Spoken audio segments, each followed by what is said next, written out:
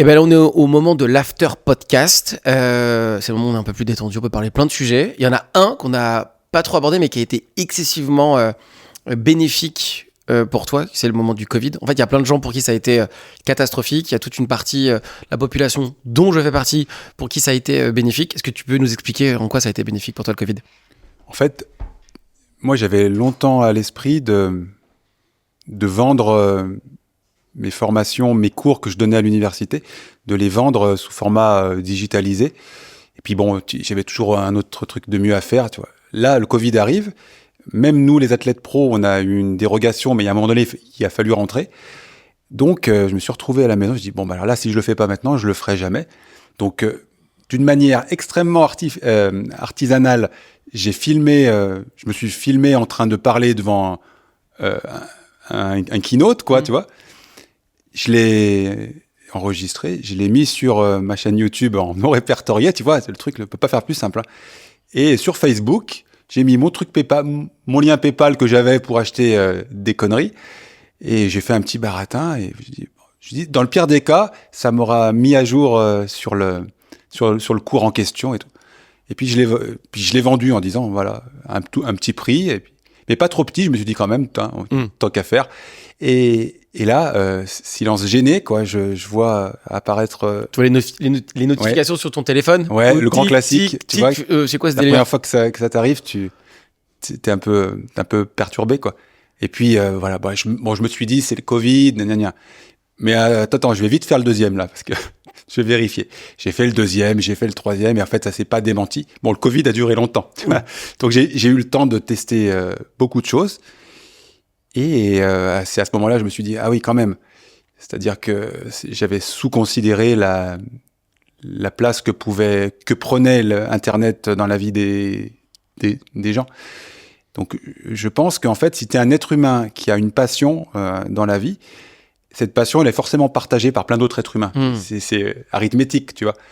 Et cette passion-là, si tu la transmets au quotidien, eh bien, tu vas pouvoir la monétiser un petit peu ou beaucoup suivant tes ambitions et suivant ce que tu vends.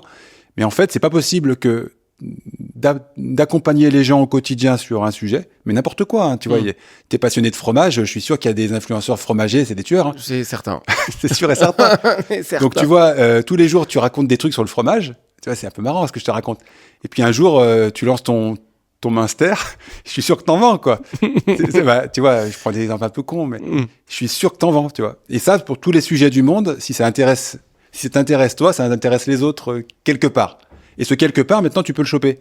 Avant, c'est compliqué, quoi. Ouais.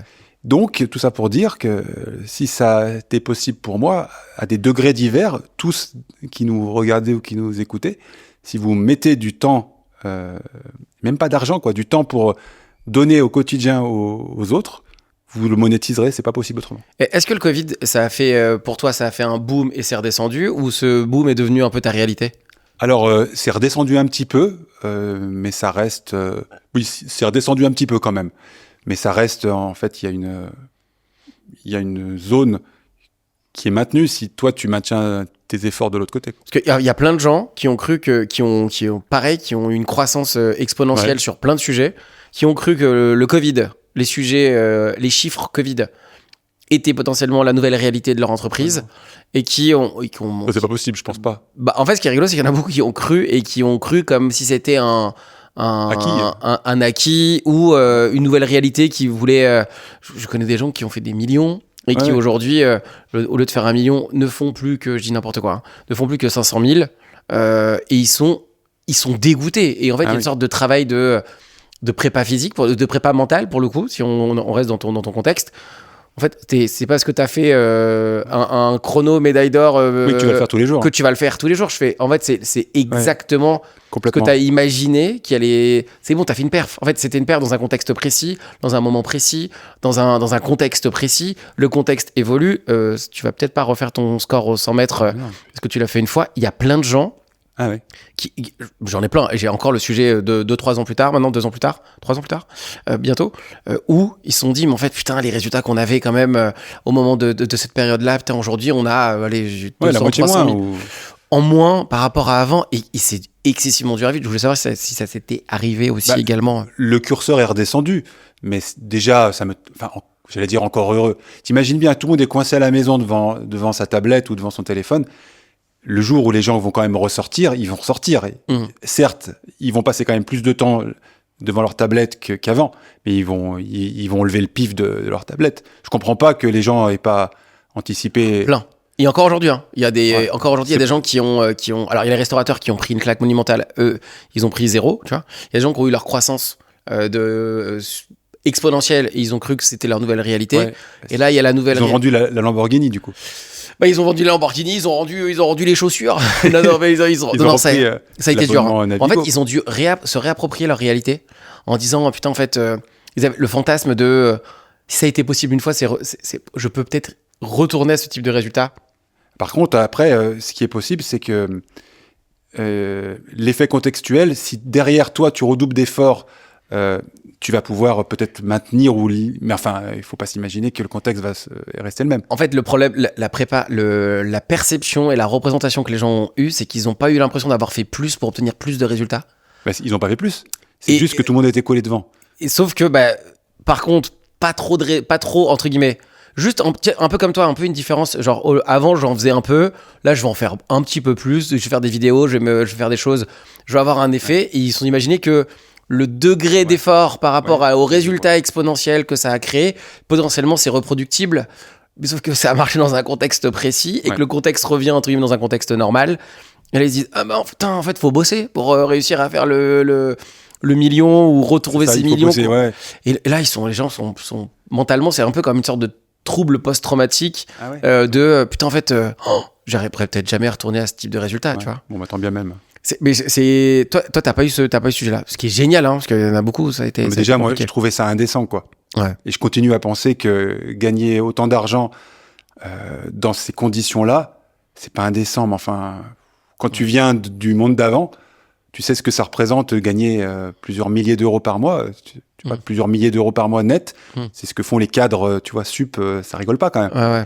Et tu vois, les gens ils s'imaginent que de faire 10K par mois, c'est la base, tout le monde fait ça dans le digital. Pas tout le monde. Il y a beaucoup qui disent, ce serait un sujet LinkedIn, ça, les 10K sur LinkedIn. Ouais, mais je pense l'exemple d'une manière caricaturale. Mais si tu remets hors du digital, gagner 10 000 euros net par mois, dans le monde du salariat, même dans chez les entrepreneuriales, c'est loin d'être le cas de tout le monde.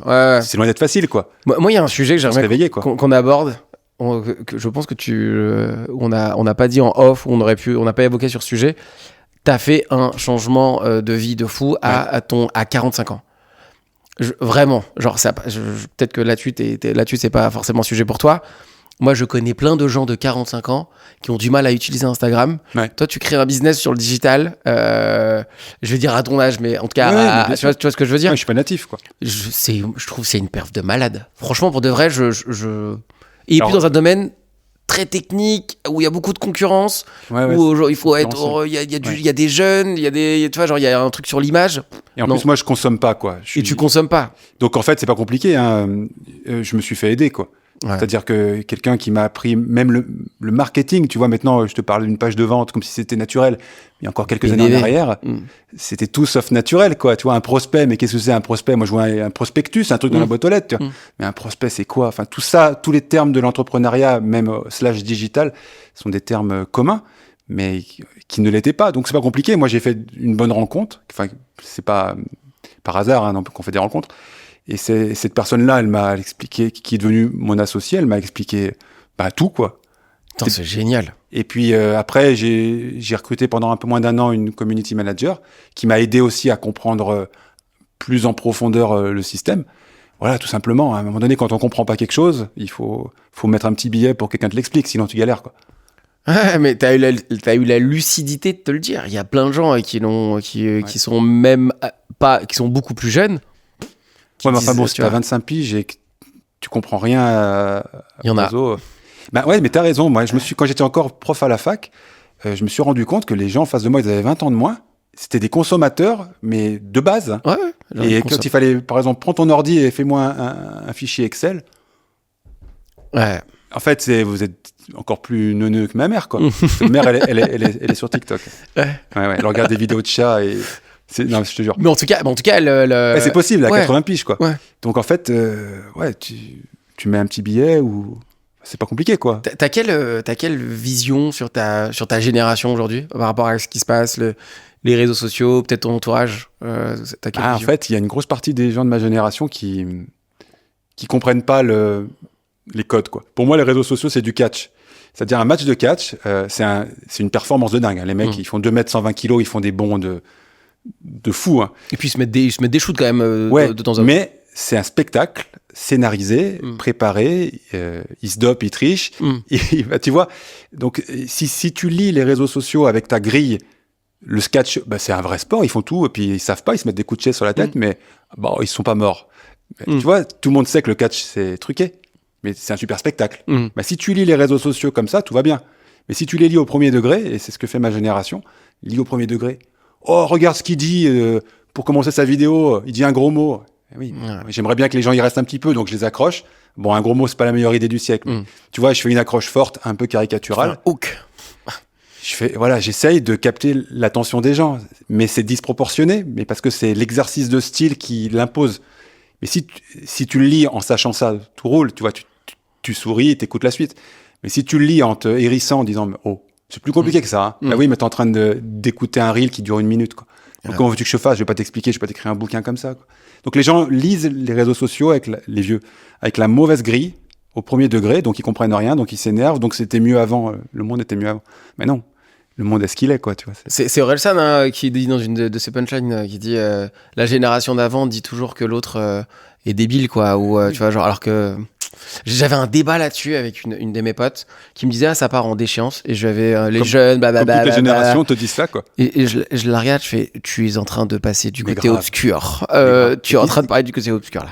Quand je dis à mes amis, mais là, tu parles comme un vieux. Non, mais nous, c'est différent. C'est différent? Eux aussi, c'était différent. Et ils disaient la même chose que toi. Quand les voitures sont arrivées, il y avait plein de vieux qui disaient, mais c'est quoi ça? Ça fait du bruit, ça pue. C'était mieux quand on était à cheval, non? Oui. Je veux dire, depuis l'invention de la roue, c'est pareil, quoi. Pars en vacances à cheval. Allez. Tu m'en diras des nouvelles. Pars en vacances. Est-ce qu'il y a on arrive sur la fin de cet after podcast. Est-ce qu'il y a un sujet, tu veux qu'on aborde, Olivier, qui te ferait plaisir sur ces derniers instants qui nous restent? T'as le droit de dire non. Sache-le. Ouais, mais j'aimerais bien dire un truc intelligent pour terminer. Mais moi, je trouve rien, quoi. Je trouve pas T'as dit plein de trucs hyper intelligents. Bon, ça va alors. Il y a eu plein de choses qui sont passées. Moi, je suis hyper content qu'on se soit rencontrés IRL dans la vraie vie, ensemble, et qu'on puisse échanger. Moi, j'adore te regarder sur les réseaux sociaux, même si je suis pas forcément ta cible. Je te trouve hyper intelligent dans la manière dont t'abordes les choses. Je vais dire que t'as 45 ans, ok, certes, mais je trouve que t'es plus intelligent que beaucoup de gens qui sont...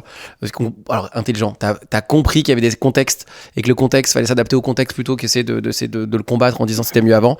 Et je trouve que c'est une énorme preuve d'intelligence. J'espère avoir la même quand je serai aussi moi-même un peu plus avancé dans mon âge. J'ai 39. Oh ça va, t'as pas non plus...